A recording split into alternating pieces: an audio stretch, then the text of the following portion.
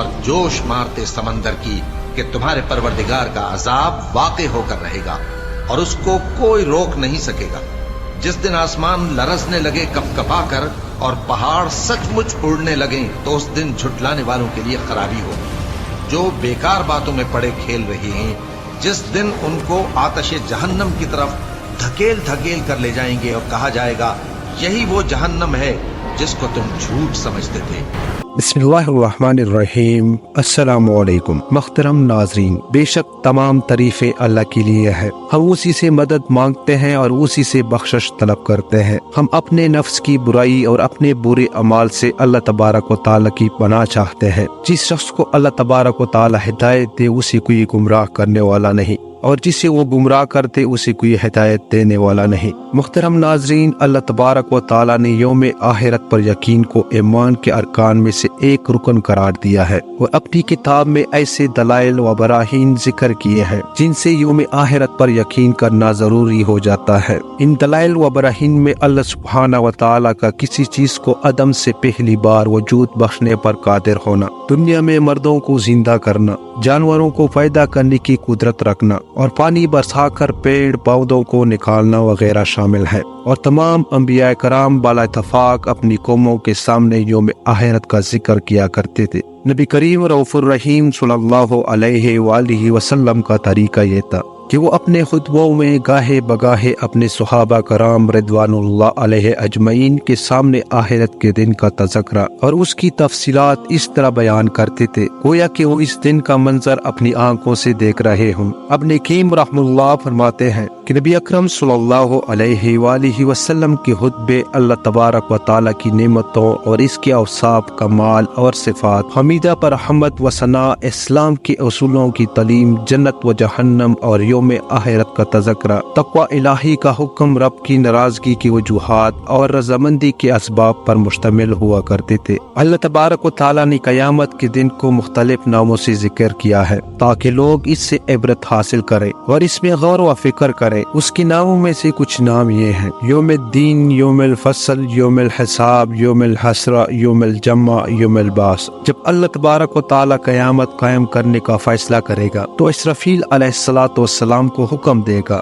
پھر وہ سور میں پھونک ماریں گے جس سے بندوں کی روحیں اڑتے ہوئے آ کر ان کے جسموں میں لوٹ آئیں گی۔ ارشاد باری تعالیٰ ہے، اور سور میں پھونکا جائے گا تو اچانک وہ قبروں سے اپنے رب کی طرف تیزی سے دوڑ رہے ہوں گے۔ مخلوقات کے جسم سڑ گل جانے کے بعد اسی طرح تیار ہوں گے جس طرح پودا اگتا ہے، جیسے کہ نبی کریم صلی اللہ علیہ وآلہ وسلم نے فرمایا، اللہ تبارک و تعالیٰ آسمان سے بارش برسائے گا جس سے لوگ اسی طرح جی اٹھیں گے جس طرح دانے ہوئے جانے کے بعد اگتے ہیں۔ انسان کے جسم کا ہر حصہ سڑ جائے گا سوائے ایک ہڈی کے، اور وہ ہے پیٹ کی نچلی حصے کی ہڈی۔ اسی سے قیامت کے دن مخلوق کو دوبارہ بنایا جائے گا۔ اللہ تبارک و تعالیٰ بندوں کے جسم، بال اور چمڑے کو دوبارہ اسی طرح پیدا کرے گا جس طرح سب کچھ اس دنیا میں تھا۔ ارشاد باری تعالیٰ ہے، جس طرح ہم نے پہلی پیدائش کی ابتدا کی اسی طرح ہم اسے لوٹائیں گے۔ لوگ اپنی اپنی قبروں سے خوف زدہ ہو کر نکلیں گے۔ سب سے پہلے ہماری نبی اکرم صلی اللہ علیہ وآلہ وسلم اپنی قبر مبارک سے نکلیں گے۔ آپ صلی اللہ علیہ وآلہ وسلم نے فرمایا، میں قیامت کے دن بنی آدم کا سردار ہوں گا اور سب سے پہلے میری ہی قبر پٹے گی۔ اس دن لوگ ننگے پیر اور ننگے بدن ہوں گے۔ فرمانے نبی صلی اللہ علیہ وآلہ وسلم ہے، مخلوق میں سب سے پہلے ابراہیم علیہ السلام کو کپڑا پہنایا جائے گا۔ جنس و انس اور چھپائے ساری مخلوقات کو ایک سرخی مائل سفید زمین پر اکٹھا کیا جائے گا جہاں کسی کی کوئی نشانی نہیں ہوگی۔ رب دو جہاں اس زمین کو چمڑی کی طرح پلا دے گا، اور وہ زمین آج کی معروف زمین کی طرح نہیں ہوگی۔ ارشاد باری تعالیٰ ہے، جس دن یہ زمین دوسری زمین سے بدل دی جائے گی اور آسمان بھی بدل دیے جائیں گے۔ اس دنیا میں آدمی کا خاتمہ خیر یا شر جس پر ہوگا اسے اسی پر قیامت کے دن اٹھایا جائے گا۔ नबी अकरम सल्लल्लाहु अलैहि वसल्लम ने फरमाया, हर इंसान को उसी तरह दोबारा उठाया जाएगा जिस पर उसकी मौत हुई है। बाज लोगों को इनके अपने अमाल की सूरत में उठाया जाएगा जिस पर वो इस दुनिया में कायम थे और जिसकी सजा या सवाब उन्हें उसी दुनिया में मिल गया था।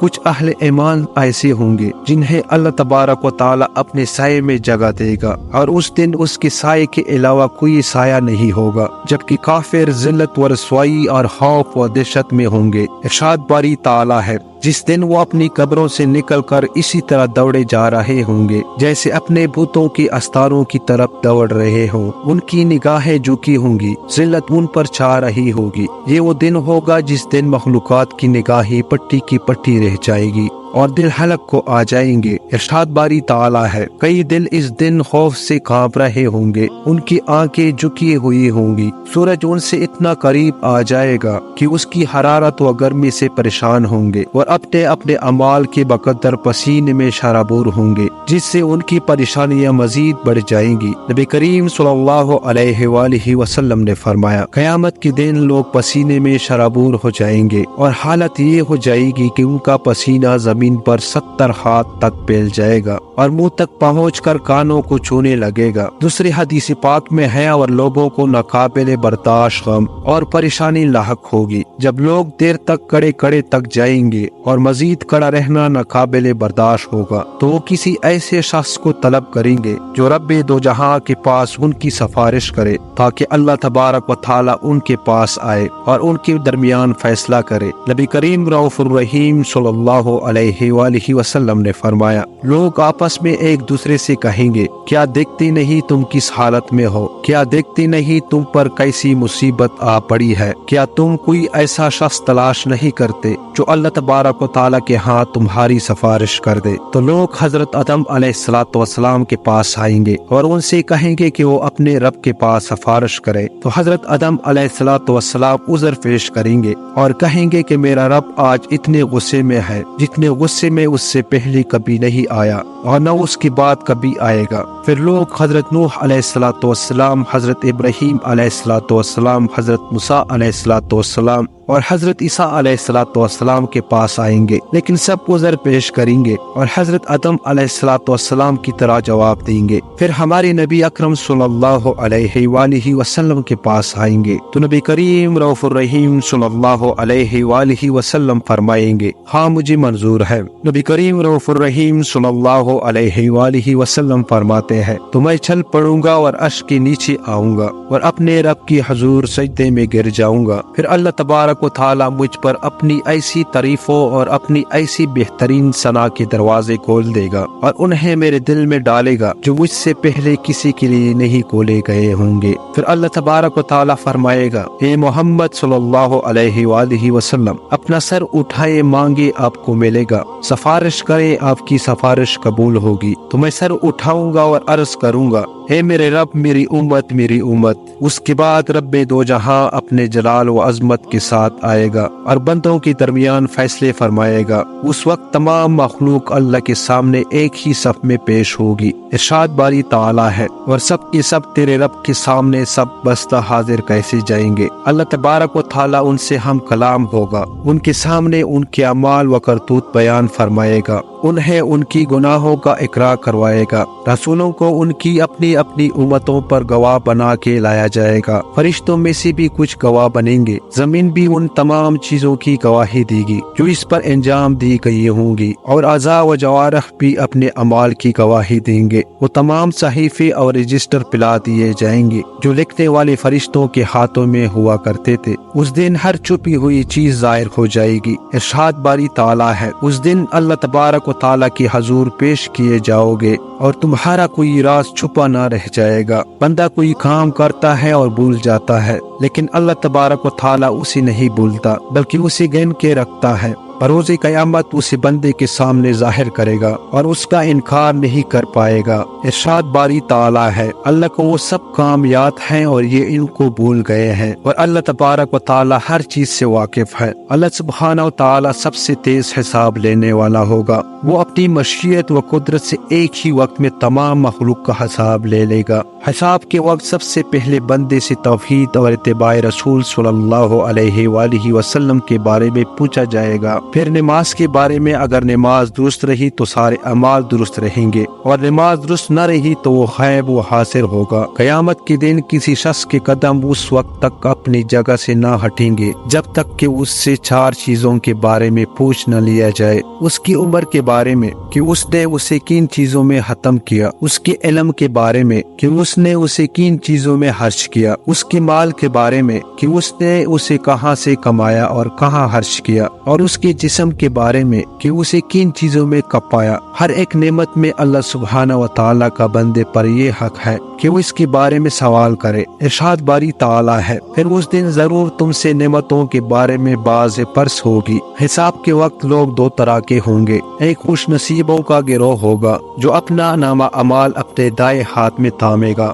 اللہ تبارک و تعالیٰ اس سے نہایت آسان حساب لے گا۔ وہ قیامت کے میدان میں اپنے اہل و عیال اور دوستوں کے پاس خوشی خوشی واپس آئے گا۔ ارشاد باری تعالیٰ ہے، تو اس وقت جس شخص کے داہنے ہاتھ میں اعمال نامہ دیا جائے گا اس کا حساب تو بڑی آسانی سے لیا جائے گا اور وہ اپنے اہل کی طرف ہنسی خوشی لوٹ آئے گا۔ دوسرا بدبختوں کا گروہ ہوگا جسے نامہ اعمال بائیں ہاتھ میں یا پیچھے سے دیا جائے گا، تو وہ گھبراتی ہوئی کہے گا، کاش مجھے میرا اعمال نامہ دیا ہی نہ جاتا۔ محترم ناظرین، اللہ تبارک و تعالیٰ اس کا سخت حساب لے گا، اس کے عمل کا ذرا ذرا گنے گا اور ہر چھوٹی بڑی چیز میں مواخذہ کرے گا۔ ارشاد باری تعالیٰ ہے، ہاں جس شخص کا اعمال نامہ اس کی پیٹھ پیچھے سے دیا جائے گا تو وہ ہلاکت کو پکارے گا اور بڑھتی ہوئی آگ میں جا پڑے گا۔ اس عظیم مکان میں بندوں کو اللہ کے عدل و انصاف اور وسیع علم کا پتہ چل جائے گا۔ اہل ایمان اللہ کی وسیع رحمت، اس کے فضل و کرم اور احسان کا مشاہدہ کریں گے۔ اللہ تبارک و تعالی خیر و بلائی کرنے والوں کے ساتھ خیر و بلائی کا معاملہ فرمائے گا اور توبہ کرنے والوں کو معافی کا انعام دے گا۔ آپ صلی اللہ علیہ وآلہ وسلم نے فرمایا، اللہ تبارک و تعالی مومن کو قیامت کے دن قریب کرے گا، یہاں تک کہ اللہ تبارک و تعالیٰ اسے اپنے پہلو میں لے لے گا اور اس سے اس کے گناہوں کا اقرار کراتے ہوئے پوچھے گا، کیا تمہیں یہ گناہ یاد ہے؟ کیا تمہیں یہ گناہ یاد ہے؟ وہ کہے گا، اے میرے رب مجھے یاد ہے۔